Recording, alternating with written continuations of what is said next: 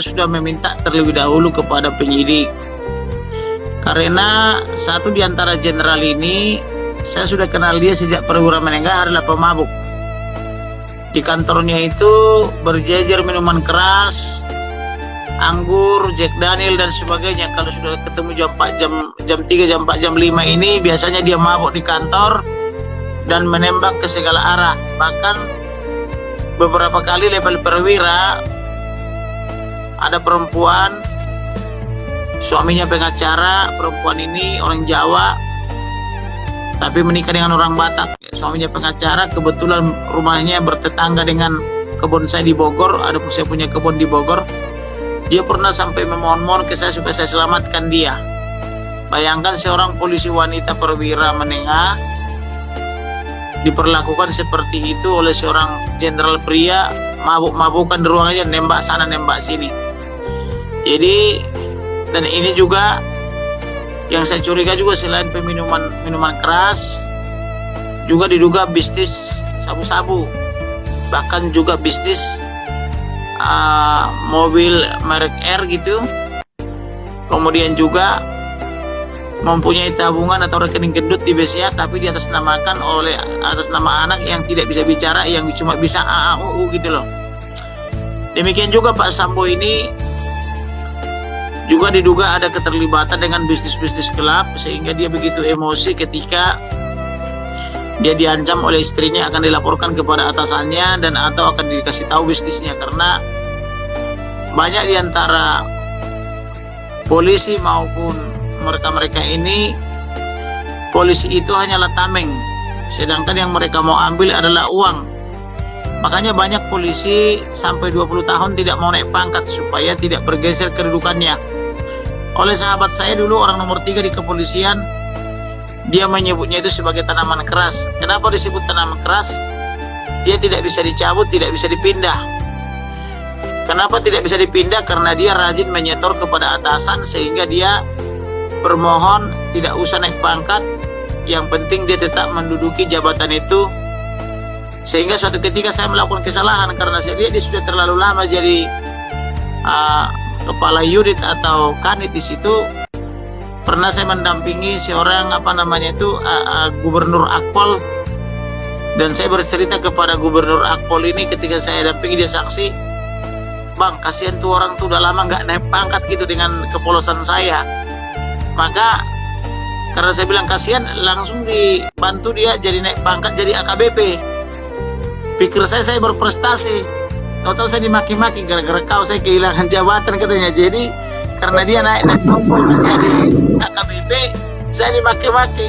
Padahal perasaan saya tidak berbuat baik kan begitu. Tahu-tahu itu dianggap dia berbuat jahat gitu loh. Karena dengan dia naik AKBP, maka jabatannya itu harus bergeser. Dia tidak bisa lagi menduduki kanit di tingkat Polda kan begitu. Jadi seperti itulah permainan di sana. Mereka bekerja bukan untuk kepolisian, tapi adalah untuk mencari duit, walaupun tidak semua seperti itu kan begitu.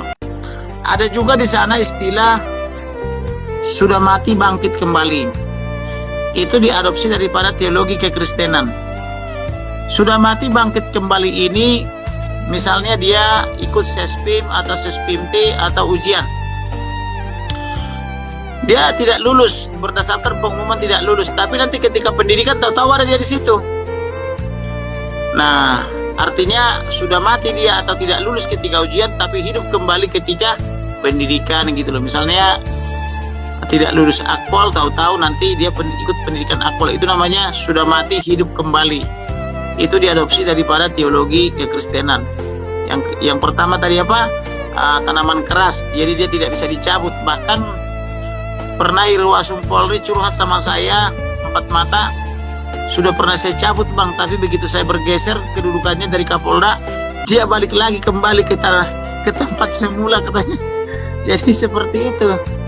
Jadi itu sebabnya di Polda-Polda itu sering kita lihat seorang perwira menengah, katakanlah setingkat dengan Kasubdit, sudah berani dia memamerkan 3-5 unit mobil di Polda sampai kita kekurangan parkir, bahkan memamer misalnya motor gede atau motor gede itu loh.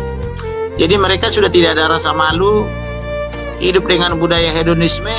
Tetapi ketika terancam pendapatannya itu yang di luar polisi, mereka bisa mengamuk itu. Jadi polisi itu atau status itu hanyalah cara untuk mereka meraup keuntungan, yaitu memperdagangkan kewenangan atau pengaruh.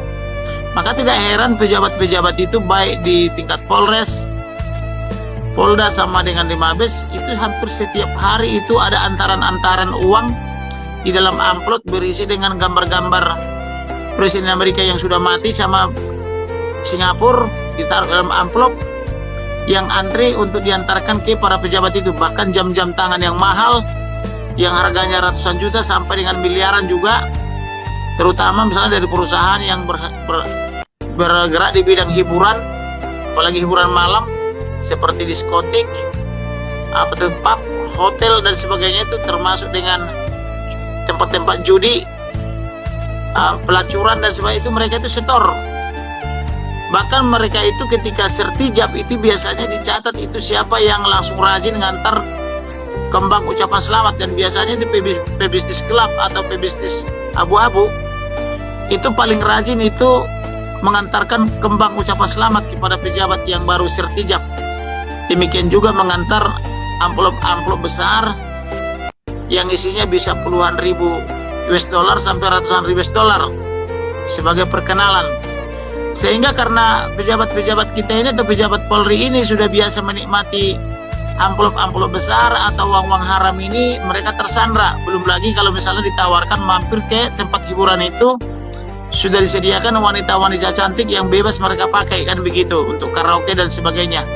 Itu sebabnya pejabat-pejabat kita ini rata-rata banyak yang tidak bermoral, bahkan terlibat dengan dunia prostitusi maupun dengan dunia hitam atau dunia narkoba, begitu loh, karena mereka menikmati kegelapan itu, begitu loh kira-kira. Terima kasih.